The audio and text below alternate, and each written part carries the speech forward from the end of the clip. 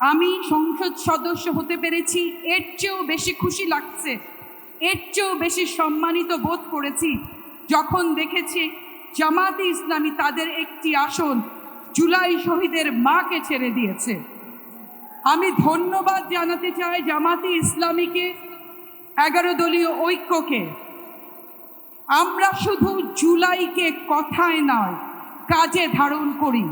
অত্যন্ত দুঃখ ভারাক্রান্ত হৃদয়ে লক্ষ্য করলাম এই সরকার গঠনের পর সংবিধান সংস্কার পরিষদের শপথ না নিয়ে এই সরকার জাতির সাথে প্রথম বেইমানি করল।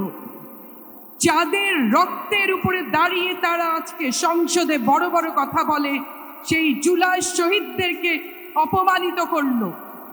গণভোটে 70% দেশের মানুষ যেই ভোট দিয়েছে, যে হ্যাঁর পক্ষে ভোট দিয়েছে, তা বাস্তবায়ন করার জন্য আমরা আজীবন সংগ্রাম করে যাব। ওনারা জুলাই শহীদের মার আর্তনাদ শুনতে পান না। যে তার সন্তানকে শহীদ হতে দিয়েছে, তার আর্তনাদে তো আল্লাহর আরশও কেঁপে যায়।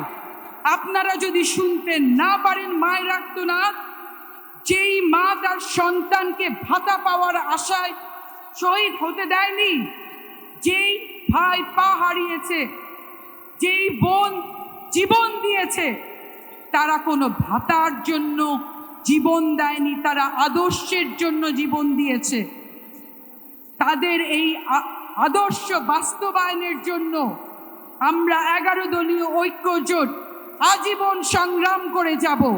এবং আপনারা যদি 70% মানুষের রায় মেনে না নেন, আমরা আবার আন্দোলনে যাব।